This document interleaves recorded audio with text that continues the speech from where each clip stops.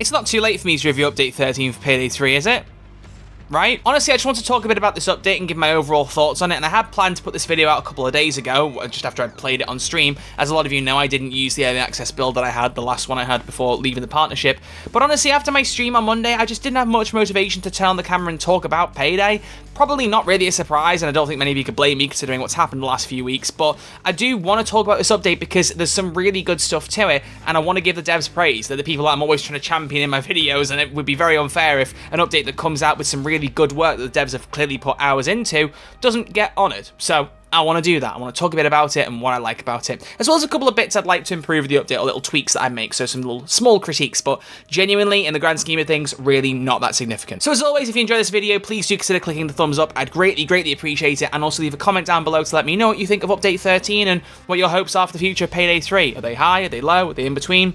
Do let me know. But we're going to talk through everything in the update with my overall thoughts in general. Now, I do want to start by picking out a couple of minor nitpicks. They really aren't big, so don't worry too much. I know people like to think that I'm always trying to find the negative when I talk about the downsides. I do just want to point out things that I think are a little bit of a shame. The first one is an odd one, and it relates to Houston. If I wanted to play Houston Breakout, now online or in solo mode, I physically can't do it. So if I have Houston selected, as I do now, and I go into Houston Breakout and say I want to do a heist, I'm Clover, straight away. I'm just thrown out of Houston. I'm put into what I assume was my second choice of character. Point being, it forces me away from Houston instantly to, yeah, my second choice character.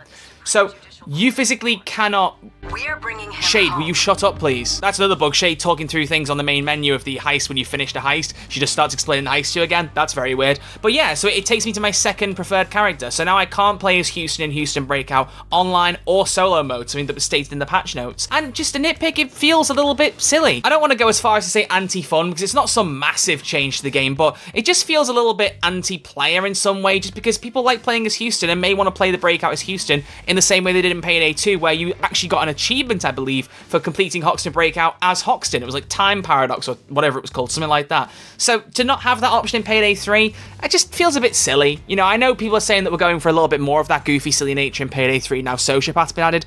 I would argue that we still kind of have that grounded tone even with Sociopath added, but there are some things where you can take creative liberties and keep things open, and I think being able to play as any character in any heist should be one of those things. So I really hope they undo that, because it feels extra and unnecessary, and I don't think anyone out there's going, yeah, it's a good thing that they did that. Just give us more options. No one loses by having more choice, at least in my opinion. There's also just more of an Xbox issue. It's been reported by Payday's Twitter, so at least know about it, but when the update first came out, my guns weren't correct, basically. They're fixed now, I've rebooted the game, but a bunch of the guns were locked behind weapon slots that have disappeared, and I had to buy the weapon slots again to make the guns show up. Only downside is that most of my compensation item weapon variants are now gone. I only have this one here, the PC9 Veteran Ranger. The rest of these are not compensation items. That's an Infamous reward, that's a general weapon preset, that's Clover's, and that's the Halloween one. So the only compensation one I have is the PC9's version. Everything else has defaulted into a standard version of the weapon. And the worst thing is you can also tell which ones should be compensation items based on their weapon leveling. So, for example, Northwest B9 should have a variant, and it says I'm level 1, but I actually have a Northwest B9 further up somewhere here. There it is, level 27, fully customized. My Moscone, fully customized, level 12, and the one that should be a compensation item, level 1. So even though I've got the slots back, it's not correctly identified that I should have compensation items, which is annoying to say the least. And also, just a general nitpick, this one really you can take or leave. I really like that they've put the style on the same page as the loadout, but I think to do that and not tie it to each particular profile is a bit strange. It does say it here, you know, your loadout save includes your game weapons but does not save your outfit, but I would imagine with everything being on the same page, especially based on how the loadouts worked in Payday 2, you want that friendly nature for a user if they're going between 2 and 3 and having similar layouts, I would have thought. Then switching between my loadouts should really have unique outfits. I think maybe that's their end goal, and if they were planning on doing that, maybe they should have just done it all in one go, in my personal opinion, because none of us knew they were going to change this anyway. Why not hold off and do the whole thing in one fell swoop? It was like when they nerfed armor up and then didn't add the adrenaline system until way after. You know, the half measures are a little bit irritating at times, but that is a nitpick. I know. But that's everything I've got to say in terms of critique and improvements. Genuinely, the rest of it I think is fantastic. The main two additions, as I've said, are really strong. That being Jacket, the character, as well as the Sociopath, and also the OVERSKILLs system. Now, as you can see, because I haven't had an early build to play through this, or much time to practice, or much motivation, I've not leveled up a lot of these, but I have looked over the stats, I've looked into more details about them, so I can talk about them overall. And I just want to give my thoughts on both systems. So, we are going to hop into a public lobby, see if I can find a first world bank, because I'm really itching to do a bit more of that right now. There's a few lobbies. Cool. What difficulty are we on? Normal. Ah, go on. Why not? Let's just go for it. And also, this is the first time I've actually properly used the server browser. I tend to host lobbies anyway, but especially since the server browser update did not go well for me last time, if you remember. Oh, I'm on my own. Oh, okay. But if you remember all my issues with stuttering, I haven't actually properly used the server browser because I wasn't really playing Payday 3 when all of that chaos kicked in. There's also the question of how many people have jumped on since PS Plus got Payday 3, which happened 2 days ago at the time of recording, I believe. So if you have a PS Plus membership at any level, Payday 3 is free to claim and own forever if you claim it in the next month. So yeah, I just want to talk a bit about both of these additions, the Overskills and Jacket. And first off, we'll start with Jacket because I am really, really impressed with how well he's been implemented. Now, for context, I'm not a Hotline Miami fan. I have not played either of the games, and top-down games generally for me are just not something I'm interested in. You know, we all have our different likes and dislikes. But I did like his character in Payday 2. I thought it was an interesting character, only using tape recordings to communicate. That was quite a unique character edge to have, and I'm glad to see they've kept that going into Payday 3, but actually made it even more interesting by not just having one voice, but having, I think, a total of 7. I mean, you can bring up the wheel and get completely different voices for different interactions. Greetings, follower. Or... Please, follow along. Please wait. So some similar there. He goes to lick his wounds. And that sounds like Noli, I don't care what he says. But one thing I also love is that most of the characters only have one voice line for a lot of these things, or at least 1 or 2, but there's like 3 or 4 for each of these. Greetings. Thank you for calling.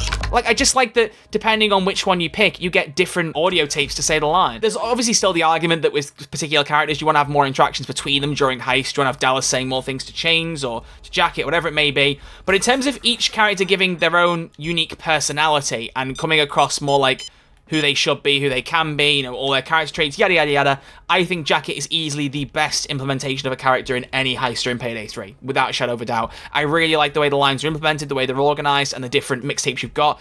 I think it works seamlessly, and I'm really, really impressed with it. And combine that with the fact that the DLC was only $5, I mean, I have my issues I've talked about already, that I don't love that the first taste of Melee we have is tied behind a DLC. It is what it is. I've said already that this was necessary to make sure the DLC had a USP beyond just Jacket, but my goodness, even if you weren't really invested in Jacket, I actually think now more than ever that character might be appealing, whether you have Hotline Miami love or not, because the way he's done is just so strong. I really, really like him. Obviously, the next thing then to talk about is the Overkill weapon system, which I'm going to try properly later. Poor Mark here has no idea. I'm going to go loud in a minute. But I really do like the Overskill system. I think the naming was a bit confusing in that blog. I've said that already, but the idea that you have your Overkill weapons, so your Mamba grenade launcher, your sniper rifle, your, well, now Sociopath, and the minigun, as well as the Interceptor stealth device.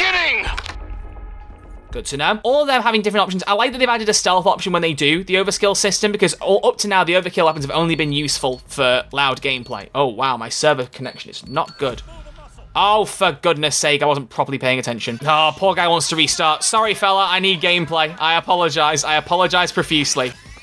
Oh dear. Sorry, Mark. Now, a few people were noting that my video talking about the Jacket DLC and the melee weapon I was saying a full melee system was locked behind a paywall, and I never really said that. If the wording came across like that, I'm sorry. I did say that previously. I don't think my wording was completely clear in that video. My main problem was purely that we were getting the first taste of melee through DLC, which I didn't love, because melee is something that people really wanted. It's something that was in Payday 2 people liked. While it granted wasn't a super popular system, it was another part of that customization and unique gameplay you could get in Payday 2. If you wanted a melee build, you had the option to do it, no matter how popular or unpopular it was to do so. So the idea that something that you had an option to do in Payday 2 that was also fairly well requested in Payday 3, the first taste of it's behind a paywall, I don't love. What I will say though is, it definitely is more like an overkill ultimate ability than a melee weapon. It isn't just evocative of a complete melee system, and if a melee system is added to Payday 3, it's almost definitely not going to handle in that same nature, and as a result, you've kind of got that unique experience with the bat that does make you long probably for more melee options, but you don't feel like you've just got a complete melee system locked behind a paywall, if that makes sense. So it's a strange middle ground, but it is a middle ground nonetheless, and I want to give it credit for that because it does feel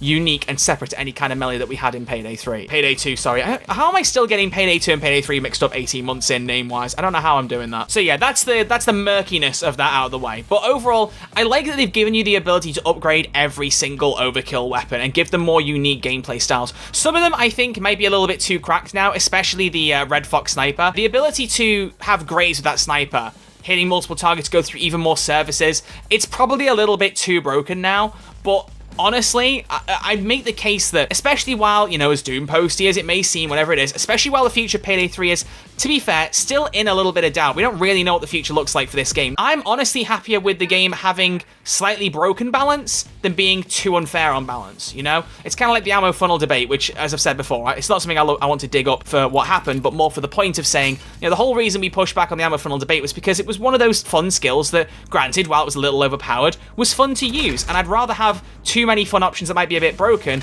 than not enough fun options and feeling like everything is just bare bones and there's not much to have enjoyment-wise out of playstyles. And so if you say to me, oh, the overkill weapons are a bit too cracked now, I'm not really that bothered about it. I state it as a fact because it's true, but I also don't mind that they are that way, because if things are more powerful, that's better than not being powerful enough. So I actually think going through all of them, seeing the upgrades, you know, the Mamba's the one that's had the best amount of improvement in terms of love. Not only having those cluster grenades that give you extra damage, but also it not being able to harm civilians anymore. It almost feels a little bit too good, but that again plays into the same argument that I have with Sociopath, which is that, you know, oh, Payday 3 is not as realistic anymore because your grenades don't kill civvies. That's the kind of thing where I still think this game feels grounded, but you're allowed to take creative liberties in certain ways to keep that grounded nature, but also make it more fun. What was it, Reggie, the Nintendo guy, was like, if the game's not fun, why play it? And that's very true. And I still would look at Payday 3 versus Payday 2 and say, oh, Payday 3 feels far more grounded than Payday 2, even though it has some of these more nonsensical things happening in the game, like not being able to kill civvies with a grenade launcher, like being able to whip out a baseball bat and basically take no damage while you knock everyone's skulls in. Like, I don't mind that kind of thing. I still think it has that more grounded tone, purely from the way the combat feels, the way the game looks. I think we're reaching a very happy medium in between Payday 2 and 3. Some will argue that that's not the case and we're going far too close to Payday 2, and if you think that, fair enough, I can't blame you. But in terms of the gameplay loop, I genuinely think we're getting closer to where I really would like Payday 3 to sit permanently. And at least it'll feel less like it has an identity crisis than Payday 3 has felt over the last 12 months or so. Something Andreas, one of the directors, has talked about previously. And right on cue, baby, we got the Sociopath ready. So let's give this... oh, well. Maybe not. All right, baby. Let's do some baseball batting. Oh. I also love the music, by the way. Like, that was such a cool touch to have, like, the kind of synthwave Hotline Miami-esque music playing while you're swinging the bat around. Especially because in third person, you can hear it. It's just faint. Like, there's just such a cool touch. And, like, again, it's that attention to detail. I've said it time and time again, but maybe I have to keep saying it to prove my point. The devs are the people who really care about Payday 3. They're the ones bending over backwards to make sure the things they add are really strong. And while, granted, not everything is perfect, a lot of the time you can see the heart even where there's mistakes.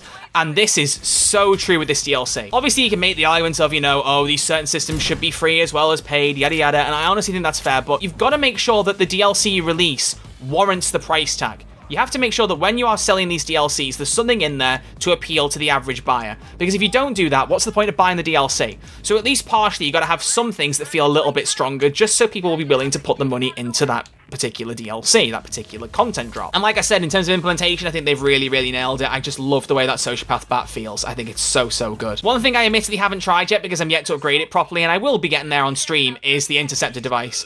I really want to get the Interceptor device fully leveled up and try that in stealth, because that one, definitely based on the gameplay I've seen and what I've read up, feels like it's going to be incredibly clutch, because when you fully upgraded it, not only will it shut off cameras while it's active, it'll distract guards on their cell phones, it will be a complete, almost like EMP in the building to stop anything with any kind of law enforcement significance seeing what you're doing. And that's a really good way to save you once more than like running out of pages or, you know, a guard seeing you and going to cuff you. You can activate that device and it's an extra get out of jail free card, which granted makes stealth a little bit easier, and based on my stealth build that I've shown you guys already via a video, I'll link it on screen in the description if you've not seen it, but my current stealth build there allows you to loop up to 5 cameras as long as you haven't got the Cerberus Core gameplay modifier active. And so if you add an Interceptor into that, it's going to get even easier. But again, I'd rather things be too easy and fun than not easy enough and not entertaining and then being left in that state forever. It may sound very fearful for the future, but I'm going into a lot of Payday updates at the minute thinking, could this be the last one? It's very much the nature of why I talked about Jacket's DLC the way I did, because it could have been the last paid DLC. It still could be. We don't know. I might be wrong, and I hope I am.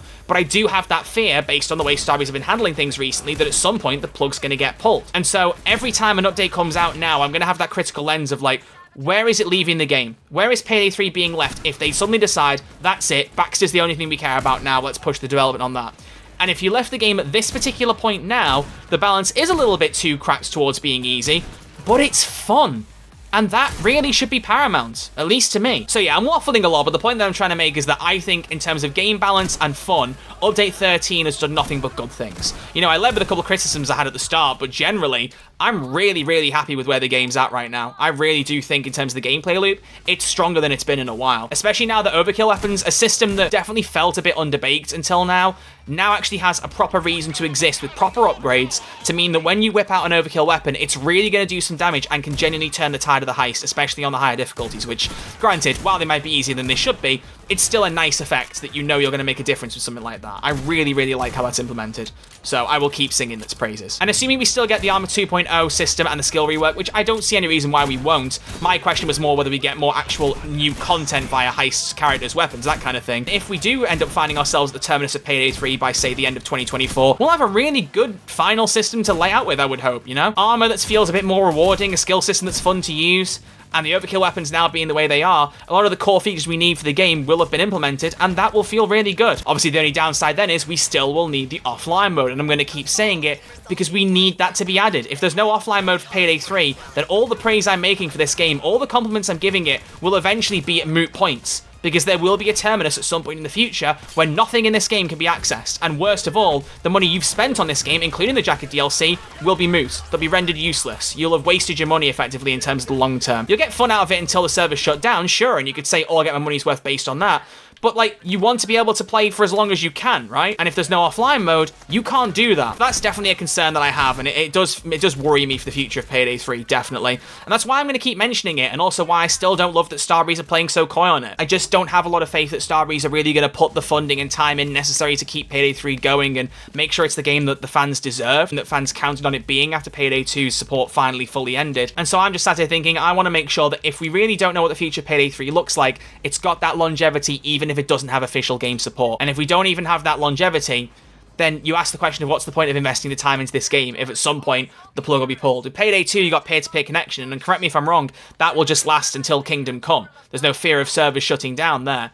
Whereas here, that's a genuine fear. That could happen with Payday 3. There's no peer-to-peer option, there's no offline mode, so if things go wrong, you're screwed. And I don't want us to ever reach that point. So yeah, I've said a lot there about Payday 3's current state and the update overall, but I don't want it to be lost on people that my main point is that this update really works. It's a very solid update, and if we got more updates like this, I think people would be a lot happier and there'd be far less cause to complain with the game and things to nitpick and yada yada yada. But there's always going to be that question of what does this game look like in the future? And as someone who has built an entire fan base around Payday, I'm going to have to ask the questions that I want to ask for the sake of the community and the sake of what's going forward with this franchise. And if some people don't like that, well, I can't really help it, sorry. I'm always going to be thinking about the future of this game. I'm always going to be wondering what the next step is for Payday 3. It's hard sometimes to stay in the present, even if the present's good, because you've got to think ahead. You've got to think 3 steps ahead, 4 steps ahead, often further ahead than it seems Starbreeze are thinking at the minute, which is a real shame. We'll just have to see and hope for the best, you know? Because that's all we can do at this point. And so to bring it all home, I have one last point I want to make, and it's answering a particular question. Is the Jacket DLC worth your purchase? I personally have 2 answers to this question. If you're buying the DLC or looking to buy it based on some principle of supporting Starbreeze, on making sure that Payday 3 doesn't go under, I do not think you should make that purchase personally. If you choose to make it anyway, that is your prerogative and I will not judge you for it. But when we really can't trust the company to do the right thing for the franchise, which at this point we really can't, I'll be honest with you, that's just the way that it is. If they can't even tell us where the offline mode they promised is coming, if they can't even be honest partially possibly about layoffs, if they can't actually communicate a proper plan for the second year, even if they can't do a roadmap, which is fair, I get that, why should we have to trust that the company will do what they should do? When after Operation Medibag ended and things really started to get in a good direction, they thought now is a good time to pull the plug and pull the staff. That's not a way to persuade people that they have faith in the game. So if you're doing it for the sake of supporting Starbreeze, I think that would personally be a silly decision, but I won't mock you for doing it if you choose to. However, the important argument that I want to make is, we play video games to have fun. And if you look at my gameplay or any other content creator's gameplay, or just even read up about it and think that this DLC looks good and that you'll have a good time with it, buy it. Please do not let the future of the game stop you from buying it if you're focused on the now and having fun. That should be the most paramount thing. You know, life's too short and I really wouldn't rob yourself of something you know is going to be fun out of principle. So that's the discrepancy. Buy it because you want to buy the DLC and you want to play the DLC, not because you want to support Starbreeze as a company, because in my personal opinion, they haven't earned that trust from us. If they can't talk about something that was a very key promised part of Operation Medibag, then why should we trust them? That's something that I think is very important, so please keep that in mind. But either way, I think that's going to wrap up my thoughts on this DLC and this update overall. So if you enjoyed my thoughts over it, my little ramblings, it's a slightly different style of video, but hopefully you like it, then please do drop a comment down below, let me know what you think of everything, and let me know what else you'd like to see Payday 3 content-wise going forward.